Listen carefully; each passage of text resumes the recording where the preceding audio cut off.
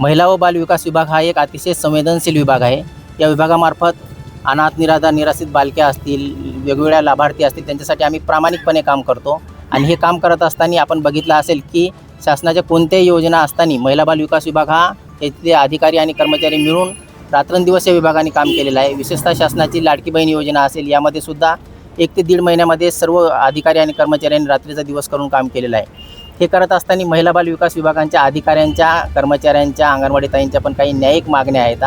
जसे की अंगणवाडी सेविकांना सरसकट सेन्सिटिव्ह देणं असेल, किंवा प्रोत्साहन भत्ता देणं असेल, किंवा जे महिला बाल विकास विभागातले जे अधिकारी आहेत जे की 20-20 वर्षे, 25-25 वर्षे एकाच पदावर राहून सेवानिवृत्त होत आहेत, त्यांना प्रमोशन देणं असेल, किंवा परिवीक्षा अधिकारी असतील त्यांना राजकीय अधिकाऱ्याचा दर्जा देणं असेल, तर हे जे सर्व बाबी आहेत, ह्या बाबी आम्हाला न्याय मागण्या आहेत आमच्या। ह्या मागण्यासाठी आम्ही आता टप्प्याटप्प्याने शासनाचं लक्ष वेधून घेण्यासाठी आंदोलन करत आहेत। आता 2 दिवस, आज आणि उद्या संपूर्ण महाराष्ट्रभर माननीय जिल्हाधिकारी महोदय, माननीय CO महोदय आणि विभागीय आयुक्त महोदयांना निवेदन देण्यात येत आहे।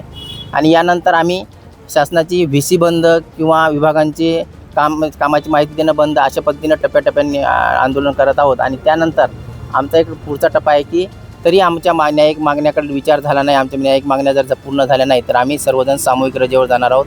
या आंदोलनाचं विशेष वैशिष्ट्य म्हणजे यापूर्वी फक्त काही कर्मचारी याच्यामध्ये सहभागी व्हायचे, परंतु आता मात्र अंगणवाडी सेविका, त्यांच्या सुपरवायझर, इकडले परिवीक्षा अधिकारी, जिल्हा परिवीक्षा अधिकारी, DCPU संघटना, संरक्षण अधिकारी संघटना, अशा वेगवेगळ्या सर्व संघटना या आंदोलनामध्ये सहभागी होत आहेत। आणि हे आंदोलन निश्चितच न्यायिक मागण्यासाठी आहे।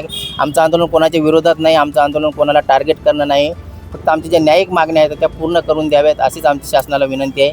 त्यासाठी आम्ही सर्वजण या संसदीय मार्गाने किंवा संविधानिक मार्गाने आम्ही आंदोलन करत आहोत। राज्यभरात किती लोक या सगळ्या आंदोलनात सहभागी होतील आणि काय परिणाम येईल? खरं तर लाडकी बहीण योजनेमुळे सरकार सत्तेत आलेलं आहे आणि अशा योजनेकडून तुमच्या कामावर दुर्लक्ष होतं, तुमच्या मागण्यांवर। जवळपास राज्यामध्ये 1,10,000 अंगणवाडी केंद्र आहेत, तर 1,10,000 अंगणवाडी ताई, 1,10,000 मदतनीस, एवढ्या अंगणवाडी ताई आणि मदतनीस, त्याचबरोबर 5,000 पर्यवेक्षिका, आणि जवळपास इतर जर अधिकारी बघितले तर 500 क्लास 2 अधिकारी, जवळपास 200 क्लास 1 अधिकारी, असे सर्व अधिकारी आणि कर्मचारी आणि इतर सर्व त्या अनुषंगिक जे आमचे अधिकारी कर्मचारी हे सर्व याच्यामध्ये सहभागी होत आहेत। आणि सर्वजण एकदम संविधानिक मार्गाने आंदोलन करणार आहेत। आम्ही रस्त्यावर येणार नाही, कुठे हे करणार नाही, परंतु आमची जी मागणी आहेत पूर्ण होईपर्यंत मात्र हे आंदोलन सुरू राहील अशी आमची सर्वांना विनंती आहे। मी डॉक्टर कैलास घोडके, महाराष्ट्र राज्य राजपत्रित महिला व बाल विकास अधिकारी जी संघटना आहे त्याचा मी सेक्रेटरी आहे।